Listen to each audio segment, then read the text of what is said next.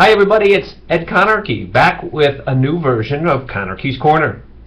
Have you ever said to yourself, I'm working very diligently to get rid of this mortgage so that I will not lose my home to the bank through foreclosure? Have you ever heard somebody say that? Do you hold this belief yourself?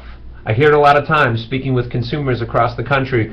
People saying, yes, I got to get rid of my mortgage, that the mortgage is this enemy, that getting that mortgage paid off for as fast as possible assures that you won't lose your home.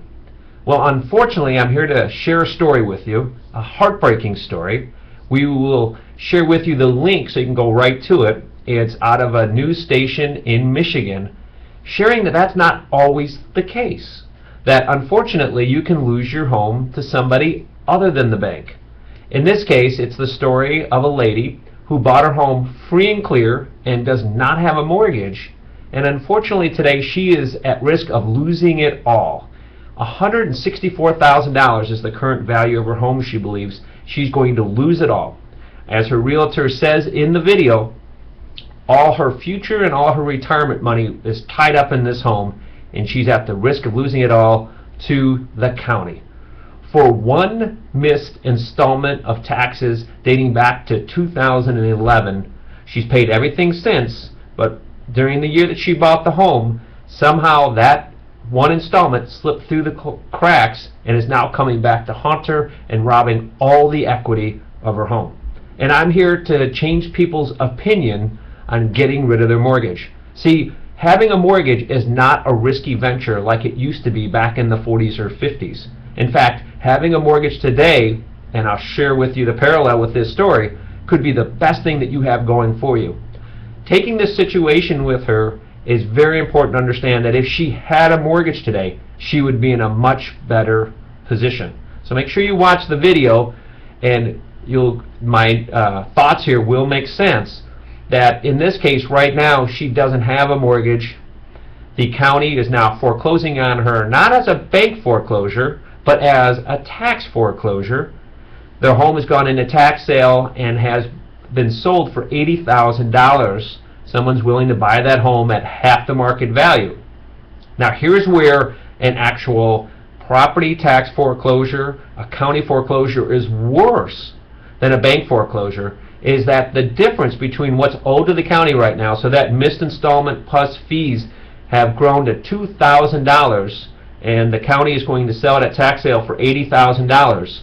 The county walks away with the profit of the $78,000, and none of that money goes to the homeowner. So we have to understand that you can lose your home even if you don't have a mortgage. And unfortunately, a county foreclosure, in this case, this property tax foreclosure, is worse than what a bank foreclosure would be, because in that case, any difference above what is owed on a bank foreclosure, on the mortgage that you've gone bad on, that difference by law has to be refunded to you. So we need to start teaching people that the beliefs that we used to have years ago about a mortgage being a bad thing are no longer true. The rules of money have changed. And with low costs on mortgages today and the tax deductibility of that mortgage, a mortgage is a good thing to have. Hear me out here of why 2 reasons she would be in a much better financial position today if she would have a mortgage.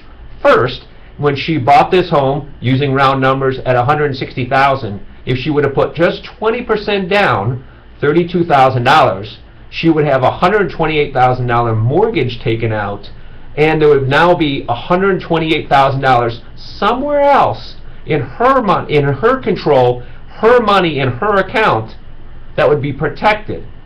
See, it's really we have to understand it's really important of having money in our control, not somebody else's control, and then losing control of that money.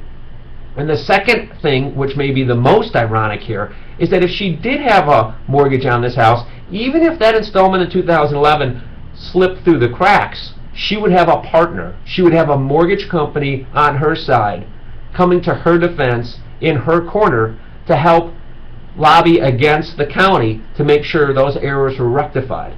Right now, she's by herself on an island, and unfortunately taking the brunt of what the county is forcing her to do. Versus if she had a mortgage company, she would have an attorney from that mortgage company at her defense, helping her fight through what was going on with the county to make sure they didn't lose the home, because now the mortgage company and the homeowner would have an interest in that tax situation being resolved. So I'm here to tell you that the days of owning your home free and clear are no longer financially acceptable, that you take risks doing this. I'll put it another way. Say that you have $164,000 like this lady does, and you took all that money for your future and your retirement. Would you ever take all that money and put it into just one company's stock, riding the back of one company to get you through retirement, making sure your money outlasts your days on earth, making sure that you don't run out of money before you run out of life? No, you would never do that. I've asked that question to people countless times. Nobody would take all their money and put it into one company's stock. But what we have to realize in this situation, that in this example, this lady took all of her money and put it into one piece of real estate in one specific part of one state in this country.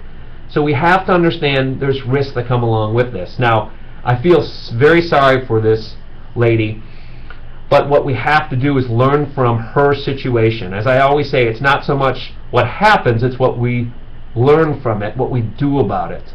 And in this case, one of my favorite sayings is, you learn nothing from success and everything from failure.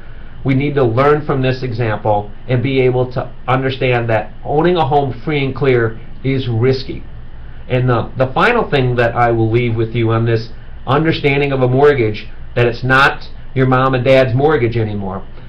In this volatile market, a lot of people talk about get rid of your mortgage as fast as you can. Some very prominent figures out there, Susie Orman and Dave Ramsey, are two that come to mind. They say to consumers, get rid of your mortgage as fast as possible. Get your mortgage paid off so your mortgage payment goes away. Unfortunately, they're wrong. You will never be able to get rid of your mortgage payment. Once you understand this, that your mortgage payment consists of 4 parts: principal and interest, taxes, and insurance. That if you do work very hard and you throw all your extra money at that and you do get your mortgage paid off, you don't get rid of your mortgage payment, you only get rid of half your mortgage payment. That's right. Taxes and insurance will always be there. You will never get rid of your whole mortgage payment. Just getting rid of the principal and interest is what happens when you pay off your mortgage, leaving taxes and insurance. And as this video will show you, that unfortunately you can lose your home if something happens with your property taxes. So take this information and run with it. If you own a home free and clear, very prudent to talk about getting a mortgage, pulling that money out and getting that in your control. If a great deal of your money is in your house, again, you're not properly diversified. Talking about diversifying some of that money out may be a prudent call. In some cases, it may make sense to just leave the home the way it is with no mortgage and automate the property tax and homeowners insurance bills. But again, every situation comes down to having me review it with you, figuring out what's in your best interest, and having a mortgage, in a lot of cases, is better than not having a mortgage. Hope you enjoyed this Counter Keys Corner. I'll talk to you next time on Counter Keys Corner.